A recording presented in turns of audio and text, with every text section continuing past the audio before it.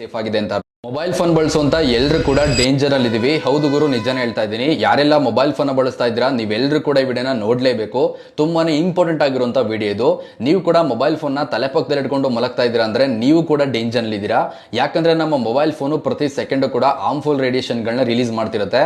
ನೀವು ಮಲಗುವಂತ ಟೈಮ್ ನಲ್ಲಿ ತಲೆ ಪಕ್ಕದಲ್ಲಿ ನಿಮ್ಮ ಫೋನ್ ನ ಇಟ್ಕೊಂಡು ಮಲಗೋದ್ರಿಂದ ನಿಮಗೆ ಬ್ರೈನ್ ಗೆ ಸಂಬಂಧಪಟ್ಟಂತ ಕಾಯಿಲೆಗಳು ಬರ್ಬೋದು. ಅದರಲ್ಲೂ ಕೂಡ ತಲೆನೋವು, ಮೈಗ್ರೇನ್ ಅಂತ ಕಾಯಿಲೆಗಳು ತುಂಬಾ ಜನಕ್ಕೆ ಬರ್ತಾ ಇದೆ. ಇವಾಗ ನಿಮ್ಮ ಫೋನ್ ಏನಾದ್ರೂ 1.6 ಕಿಲೋವ್ಯಾಟ್ ಗಿಂತ ಕಮ್ಮಿ ರೇಡಿಯೇಷನ್ ರಿಲೀಸ್ ಮಾಡ್ತಾ ಇದ್ರೆ ನೀವು ಕೂಡ ಸೇಫ್ ಆಗಿದ್ರೆ ಮತ್ತೆ ನಿಮ್ಮ ಫೋನ್ ಕೂಡ ಸೇಫ್ ಆಗಿದೆ ಅಂತ ಅರ್ಥ.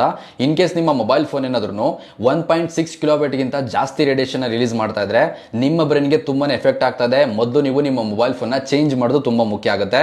ನಿಮ್ಮ ಫೋನ್ ಕೂಡ ಎಷ್ಟು ಕಿಲೋವ್ಯಾಟ್ ರೇಡಿಯೇಷನ್ ರಿಲೀಸ್ ಮಾಡ್ತಾ ಇದೆ ಅದನ್ನ ಚೆಕ್ ಮಾಡೋದಕ್ಕೆ ಅಂತ ಈಗಲೇ ಹೇಳ್ಕೊಡ್ತೀನಿ. ಅದಕ್ಕಿಂತ ಮುಂಚೆ ಮೊದಲು ಪೇಜ್ ನ ಫಾಲೋ ಮಾಡಿಕೊಂಡು ಈ ಒಂದು ವಿಡಿಯೋವನ್ನ ಮೊಬೈಲ್ ಫೋನ್ ಬಳಸ್ತಿರುವಂತ ಎಲ್ಲರಿಗೂ ಕೂಡ ಈಗಲೇ ಶೇರ್ ಮಾಡಿ. ಮೊದಲು ನಿಮ್ಮ ಫೋನ್ ನ ನಿಮ್ಮ ಕೈಗೆ ತಗೊಂಡು ಡಯಲ್ ಪ್ಯಾಡ್ ಓಪನ್ ಮಾಡ್ಕೊಳ್ಳಿ. ನೀವು ಅಲ್ಲಿ *#07# ಅನ್ನ ಡಯಲ್ ಮಾಡಿ. ನಿಮಗೆ ಸಾರ್ ಅಂದ್ಬಿಟ್ಟು ಒಂದು ವ್ಯಾಲ್ಯೂ ಬರುತ್ತೆ. ಮೇಲ್ಗಡೆ ಕಾಣಿಸ್ತಿದೆ ನೋಡಿ 1.19 ಅಂತ ಅಂದ್ಬಿಟ್ಟು. ಈ ರೀತಿಯಾಗಿ ನಿಮ್ಮ ಫೋನ್ ನಲ್ಲೂ ಕೂಡ 1.6 ಕಿಲೋವ್ಯಾಟ್ ಅಥವಾ 1.19 ಕಿಲೋವ್ಯಾಟ್ ಇತ್ತು ಅಂದ್ರೆ ಪರವಾಗಿಲ್ಲ, ನಿಮ್ಮ ಫೋನು ಸೇಫ್ ಆಗಿದೆ ಅಂತ ಅರ್ಥ.